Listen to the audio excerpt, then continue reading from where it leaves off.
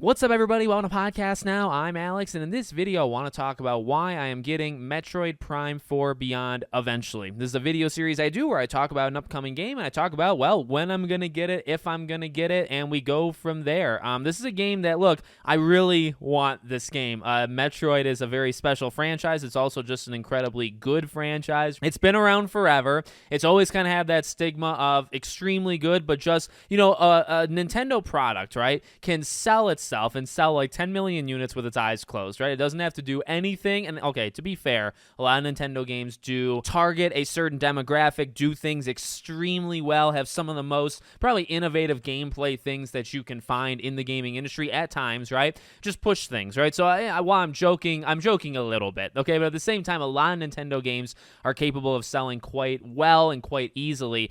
Metroid has just always had that stigma where, for whatever reason, it struggles. It's not a game out there selling like 10,000 units, but it's just a game that can never match up to all of the other games that seemingly can sell with their eyes closed. And this is a game that's been in the works for freaking forever. I think if you go on even the Wikipedia, I think 2017. I mean, I forgot when. I remember, I knew it's been years and years and years, and you can kind of go through every year of when there was development updates, but it was during E3 of 2017. Okay, so this is a game that is 8.5 years old by the time it actually releases.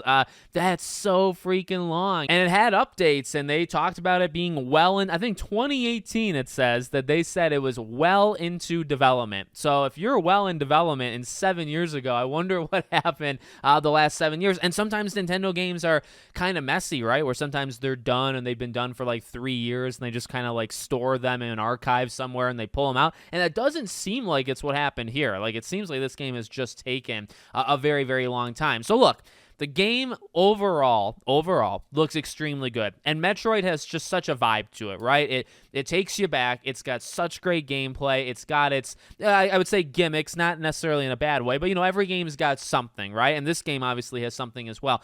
It's got something to kind of transform the gameplay, but a lot of Metroid games, like, you know what they are, you know kind of what they bring to the table in terms of the gameplay, in terms of the story, in terms of just kind of how much of a badass Samus is. You can never really forget that, right? That's pretty important.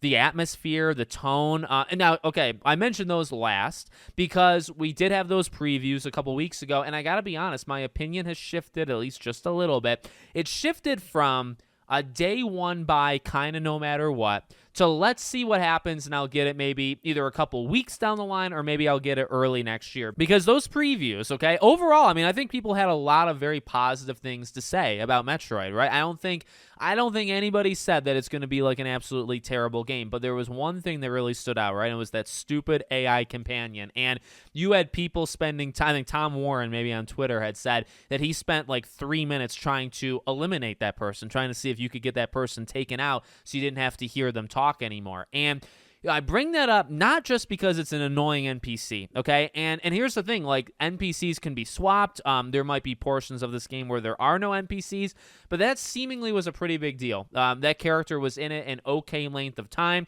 and while I think Nintendo did confirm that character is not going to be in the game the entire time, maybe other characters will. And it's not just about it's not just about acting. It's not just about like how the character was talking to Samus and making like these kind of new age jokes. It's about the atmosphere. There's something so unbelievably special about the atmosphere and about the literal feel of a Metroid game, that isolation, that just the world, how everything looks, and putting you in it and being alone and having to investigate and having to solve puzzles and alien species and all sorts of stuff, right? It's such an important aspect of any Metroid game. I think, honestly, to maybe my favorite, which is Dread. Does that word not serve it justice? That game has an undeniable tone and feel to it. And you know what would ruin that tone and feel is if you threw a talkative, scientist. So, I don't know. That, to me, I know it might be small. I don't actually think it was small, though, because I think every person under the sun that talked about that game in the previews mentioned that and mentioned it as a huge, like a black eye, in terms of the overall product. So, for me, there's a couple of things that play into it. This game is coming out December 4th, I believe, right? So not all that long away. Marvel Cosmic Invasion comes out on the 1st. Got a couple games that come out like early December, but early, that's kind of when this comes out. Slightly after this. It's honestly transformed itself early December, like the first 10-15 days.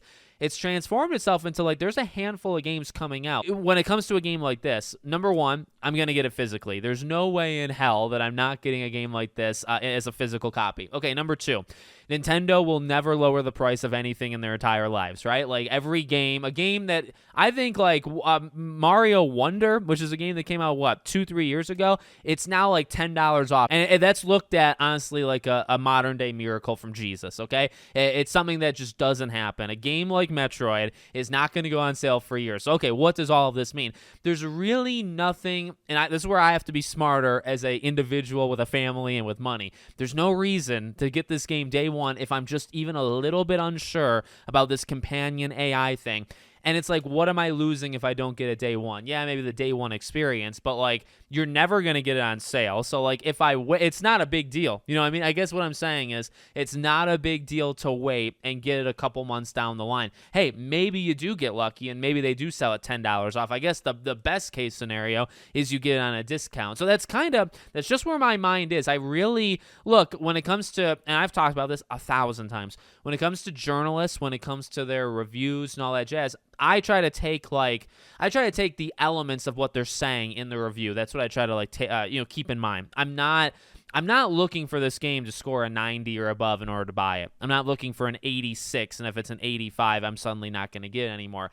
But what I am looking for is like, okay, well, what are they going to actually say? What are these people experiencing when they play the game? And the tone and the atmosphere is a really big deal. And yet people perceive those things differently. You know, you might get a sense of something that I don't, or vice versa. But if something's going to like ruin one of, if not the most important element of Metroid, that's a big deal to me. And so I think where I'm at now is I have general trust. It does look really good besides that, and it's just I'm going to wait just a little bit longer. This is a game that I think maybe I would buy literally Christmas Day for myself just for fun, or wait until January. There's also like 1,000 games I still have to have. It's in my backlog I have to play, so I'm not in a huge rush to get it, but I do want it. I mean, I think, look, even if it's not that great of a game, and I mean Metroid is generally a really great game, even if it's a little bit subpar, it's still, at this point, it's a piece of like gaming history, right? And I mean, I'm a big physical guy. Like I need the game physically. I'm not gonna get this game digitally no matter what happens.